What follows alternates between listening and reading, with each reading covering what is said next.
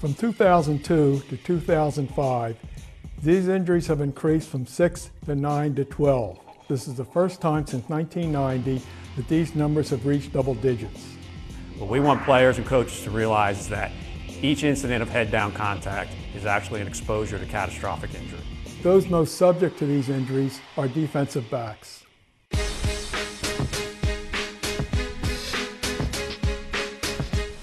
1979, in a summer practice, one of my defensive players went in to make a tackle, made the tackle with the crown of his head, hit another helmet to be exact, torqued the helmets, and broke his neck and became a quadriplegic. Catastrophic head injuries fall really into three different categories.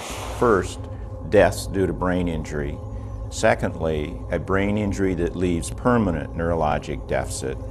And then the third category is a brain injury that has neurologic deficit for a period of time, perhaps weeks, months, but then eventually there's complete neurologic recovery. Obviously, using that helmet as a weapon, as a blow, spearing, it puts the recipient at risk. He can get hit with an object going at a high rate of speed and a great deal of force in one spot. Well, the chance for catastrophic head injury increases as the momentum, speed of the two individuals that are going to collide increases. The single play that puts individuals at greatest momentum is the special teams play, the kickoff, and to a certain extent the punt.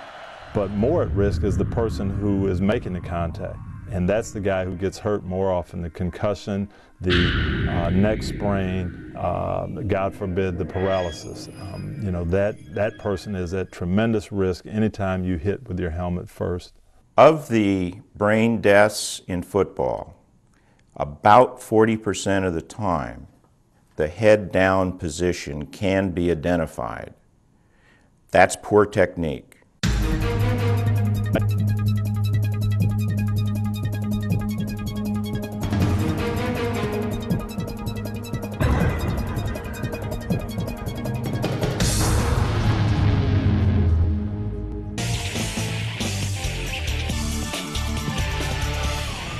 One of the most dangerous collisions in football is when a defensive player makes a tackle below the waist.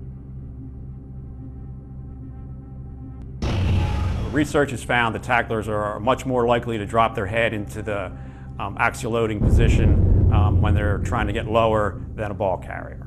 As you lower your body to get in position, the natural thing is for the head to go first. Primarily because it's instinctive. Players want to protect their eyes and face from the collision, so it's natural to try and duck your head in order to accomplish that. And that's something that you just have to work on and drill, and it's just something to overcome that natural tendency to lead with your helmet. Keep that head up, see your target, and that's going to force you to lead with your shoulders. The important thing to remember again is if you initiate a blow with your head, you're at risk of concussion. If you initiate a blow head down, you're at risk of a serious spinal injury. Over the years, we've come a long way in reducing the risk of injury. Whether through rule changes, coaching techniques, or through advances in protective equipment, we've seen a dramatic decrease in the incidence of these injuries since the mid-1970s. But there is room for improvement. Over the past 10 years, between 4 to 12 football players a year have been paralyzed, and that is still too many. And for those unfortunate athletes, there is no surgery or rehabilitation that will repair that damage. In an effort to eliminate these injuries, football must acknowledge that every incident of head-down contact puts the player at risk of a serious head and neck injury. The good news is, research and experience have shown that proper contact techniques can reduce that risk.